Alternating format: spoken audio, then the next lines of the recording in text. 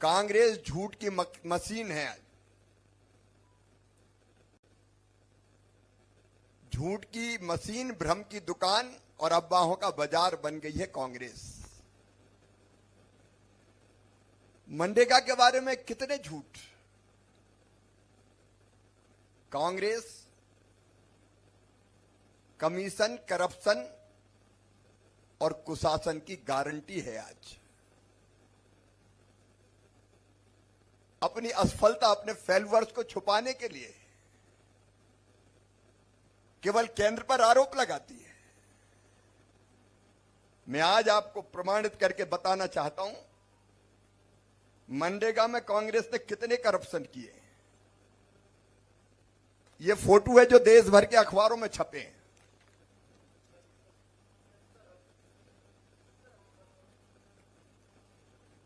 ये देश के नहीं, ये तो इंटरनेशनल खबर बन गई थी। मनरेगा में जो मजदूर काम कर रहे थे उसमें बेईमानी के लिए, ये डिस्ट्रिक्ट है यादगीर। यादगीर डिस्ट्रिक्ट में ये जो फोटो आपको दिख रही है, ये पुरुष है लेकिन साड़ी पहने। पुरुषों ने महिला बन के मनरेगा की मजदूरी का पैसा डकार लिया। ये मीडिया की खबर है। और ऐसे एक दो घोटाले नहीं है। सोशल ऑडिट में 1.33 लाख से अधिक अनियमितताएं, इरेगुलरिटीज सामने आई है। और चिंता की बात यह कि जब राज्य को कहा गया तो उन्होंने 3551 मामलों में कोई कार्रवाई नहीं की, जिनमें लगभग 107 करोड़ 78 लाख रुपए की वसूली की जा सकती थी।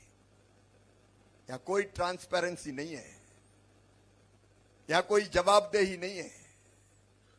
यह केवल मैं नहीं कह रहा, कैग की रिपोर्ट कह रही है।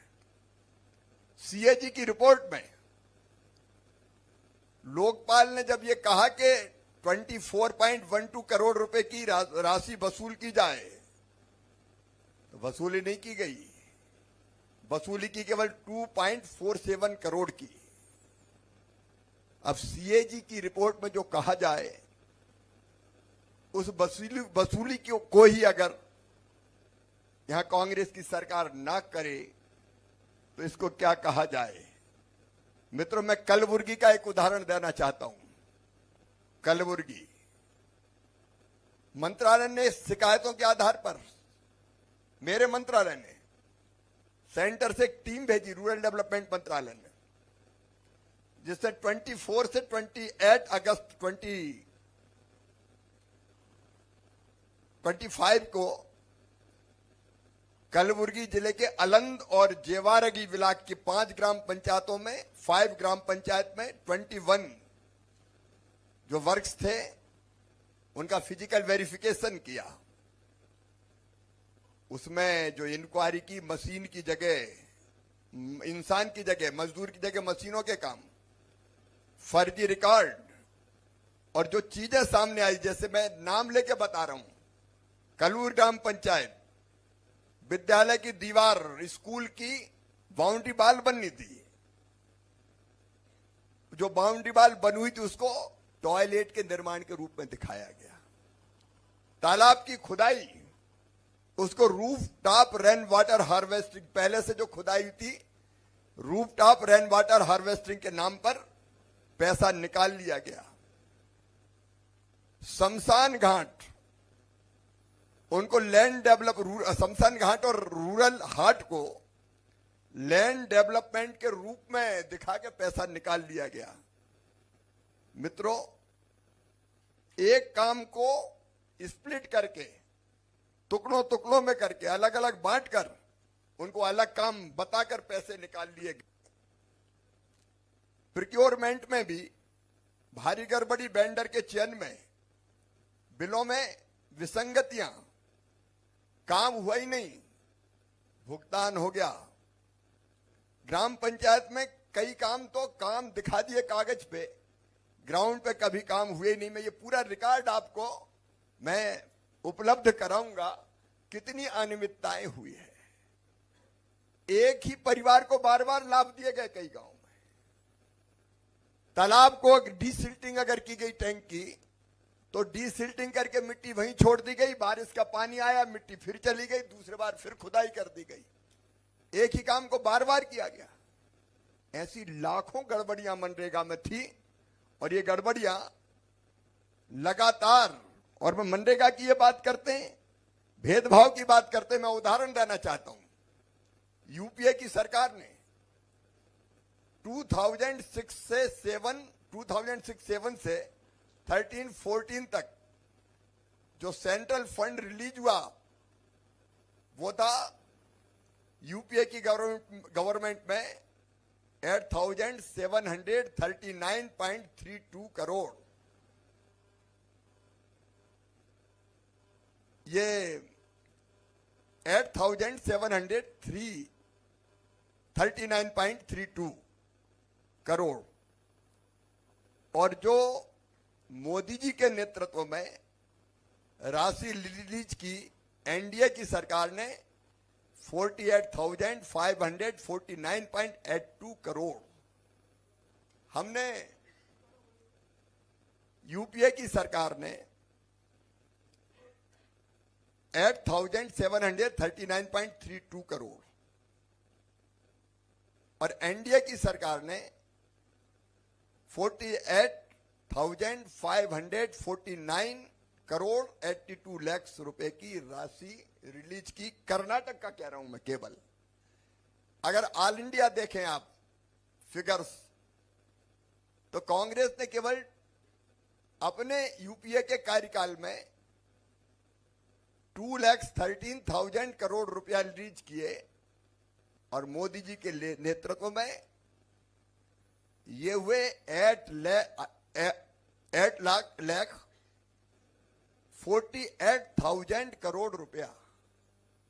हमने कई गुना ज्यादा राशि दी, लेकिन वो राशि भ्रष्टाचार की भेंट चढ़ रही थी। और इसलिए बहुत विचार विमर्श के बाद ये तय किया, और ये अकेले हम नहीं कह रहे हैं। कांग्रेस के जो नेता थे जयराम रमेश, उन्हें 2012 में कहा था क्या मनरेगा में केवल मिट्टी उठाएंगे और डालेंगे, बस यही काम किया जाएगा। और केवल जयराम रमेश ने नहीं, खुद मनमोहन सिंह जी ने फरवरी में 2011 में यह कहा था कि मनरेगा में भ्रष्टाचार हो रहा है। श्रीमती सोनिया गांधी ने भी कहा था कि फर्जी जॉब कार्ड बन रहे हैं। ये कई तरह की कमियां देखी, तब एनडीए की सरकार ने तय किया कि अब किसी और योजना की आवश्यकता है जिसमें ये सारी कमजोरियां और विसंगतियां उनको दूर करने का काम किया जाए। और इसलिए विकसित भारत जी राम जी योजना एनडीए की सरकार ने मोदी जी के नेतृत्व में बनाई। अब कांग्रेस झूठ बोल रही है कि इसमें तो रोजगार छीने जा रहे हैं। मैं दावे के साथ कहता हूं, 100 दिन की गारंटी थी मनरेगा में, विकसित भारत 100 डेज की गारंटी थी। विकसित भारत जी राम जी योजना में 125 डेज की गारंटी दी है। ये कह रहे हैं बेरोजगारी भत्ता नहीं मिलेगा। कभी मिला कांग्रेस की सरकार में बेरोजगारी भत्ता? मजबूत प्रावधान नहीं था। हमने पुख्ता व्यवस्था इस कानून में की है कि काम नहीं तो बेरोजगारी भत्ता देना ही होगा, उसको सुनिश्चित करने का काम किया। पेमेंट नहीं होते थे, कांग्रेस के नेताओं ने उस जमाने में कहा, डिलेड होते थे पेमेंट। हमने अगर पेमेंट डिलेड होंगे तो उनको देर से पैसा देने पर अलग से पैसे देने की व्यवस्था करने का प्रावधान भी इसमें किया है। और ये मैं कागजी बात नहीं कर रहा हूं।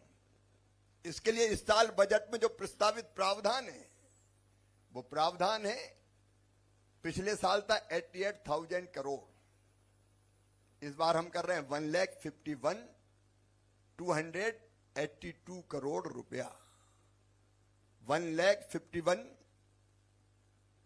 282 करोड़। ये काय के लिए हम कर रहे हैं? इसलिए कि 100 डेज से 125 डेज हमको वास्तव में रोजगार देना है। रोजगार नहीं तो बेरोजगारी भत्ता देना है।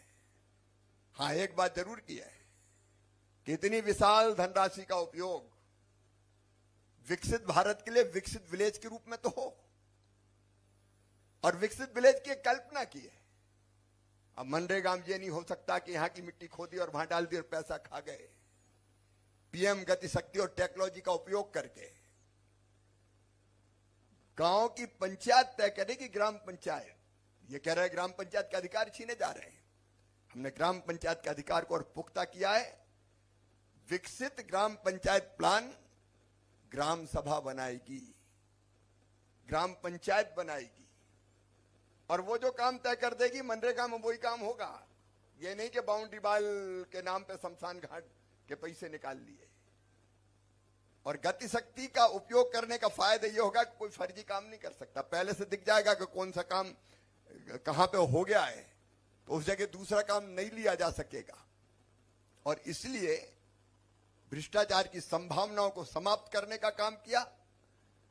और जो मैं कह रहा हूं 2,86,000 ग्राम पंचायतें हैं। आप कल्पना कीजिए, अगर इस बजट का सही उपयोग कर लिया तो गांव का कितना विकास हो सकता है। और इसलिए 4 तरह के काम बहुत ब्रीफली मैं बताना चाहूंगा। नंबर 1, वाटर कंजर्वेशन के काम, जल संरक्षण, तालाब, खेत तालाब, चेक डैम, स्टाफ डैम, बोरी बंधान, इन कामों को बनाने की प्राथमिकता। नंबर 2, गांव में विलेजेज में इंफ्रा के कोई भी काम, स्कूल हो, सड़क हो, अस्पताल हो, नाली हो, पुल पुलिया हो, आंगनबाड़ी भवन हो, खेत सड़क हो, ये सब बनाए जा सकेंगे जो ग्राम पंचायत तय करेगी। और तीसरा, आजीविका मूलक काम, एसएचजी अगर चाहे, अगर उनको ट्रेनिंग के लिए सेट चाहिए, काम के लिए सेट चाहिए, एफपीओज को अगर कोई इंफ्रा चाहिए, पैक्स को अगर कोई इंफ्रा चाहिए, तो वो सब बनाए जा सकेंगे। और नंबर 4, नेचुरल क्लेमिटी में कहीं दिक्कत और परेशानी आती है तो उससे बचने की संरचनाएं बनाई जा सकेंगी। लेकिन कौन तय करेगा? ग्राम पंचायत फाइनली तय करेगी। ना तो केंद्र तय करेगा और ना बेंगलोर तय करेगा, ना स्टेट तय करेगा। गांव का काम गांव के लोग तय करेंगे, सुनिश्चित किया गया है। प्रशासनिक व्यय जो था 6%, उसको बढ़ा के 9% किया गया है, ताकि मैट हो, रोजगार सहायक हो, टेक्निकल स्टाफ हो, उनको टाइम पर भरपूर पैसा मिलने का इंतजाम हो। जो पिछड़ी हुई पंचायतें उनको प्राथमिकता देंगे, और उसके साथ साथ एससी, एसटी, महिलाएं, दिव्यांग, गरीब, इनको प्राथमिकता देने का काम किया गया है। हां, साथ में एक काम और जरूर किया गया है कि 125 डेज तो हम रोजगार देंगे ही, लेकिन जब कृषि कार्य पीक पर होंगे, सोइंग का टाइम, हार्वेस्टिंग का टाइम, उस समय मैक्सिमम 60 डेज जो स्टेट गवर्नमेंट तय करे, और वो भी एक साथ नहीं, अलग अलग टुकड़ों में, रबी की फसल में अलग, खरीफ की फसल में अलग, ये काम बंद किया जा सकेगा, ताकि खेती को भी जो लेबर चाहिए वो मिल सके। तो एक कंप्लीट योजना, विकसित भारत जी राम जी योजना बनाई है। लेकिन कांग्रेस को दर्द हो रहा है। उनको लगता था कि मनरेगा तो हमारी बपौती है, और अब ये बपौती जा रही है, भ्रष्टाचार की दुकान खत्म हो रही है, कमीशन का खेल समाप्त हो रहा है। इसलिए केंद्र पे आरोप लगाने का काम कर रहे हैं। और आज जो व्यवहार उन्होंने गवर्नर साहब के साथ किया, मैं उसकी निंदा करता हूं। जो इसके लिए जवाबदेह हैं उनके खिलाफ कार्रवाई होनी चाहिए। अगर फेडरल स्ट्रक्चर है हमारे, केवल आप केंद्र पे आरोप लगाने का काम करोगे, झूठे आरोप मढ़ने का काम करोगे, और आपके झूठ को अगर गवर्नर ना बोले असेंबली में, तो आप उनके साथ दुर्व्यवहार करोगे, जो लोकतंत्र में कभी भी सहन नहीं किया जा सकता। मैं फिर कहना चाहता हूं कर्नाटक की जनता से, एक बात और बताना चाहता हूं, यह सरकार किसान विरोधी भी है। तूर के मामले में मैं एग्रीकल्चर मिनिस्टर भी हूं। मैं कुमारस्वामी जी, आपको भी, अध्यक्ष जी आपको भी बताना चाहता हूं, बम्पर उत्पादन तूर का हुआ पिछले साल 2024-25 में।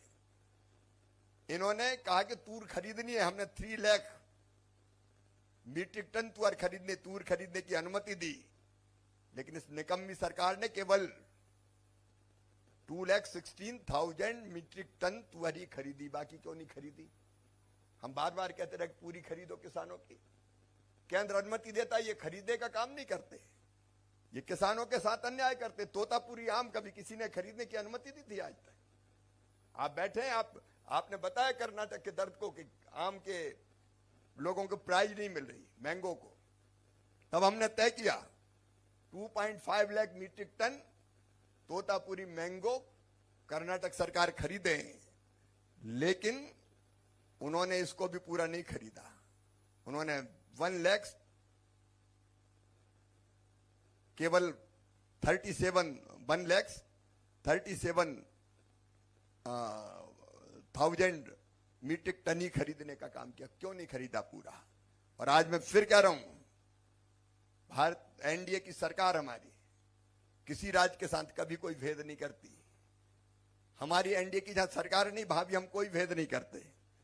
अभी ग्राम बंगाल ग्राम चना, उसको खरीदने का पत्र हमारे पास भेजा प्रहलाद जोशी जी ने, आपने, सबने कहा, तो हम आज ही हमने अनुमति दी है कि हम 1,01,340 मीट्रिक टन ग्राम खरीदेंगे, चना खरीदेंगे, और जिसकी कीमत होगी 595.37 करोड़, 595.37 करोड़, ये हम खरीदने का काम करेंगे। कर्नाटक की सरकार से मैं अपील करता हूं कि वो केवल घटिया राजनीति ना करे, वो योजनाओं को ठीक से इंप्लीमेंट करे और किसानों को उत्पाद को ढंग से खरीदने का भी काम करे। बहुत बहुत धन्यवाद।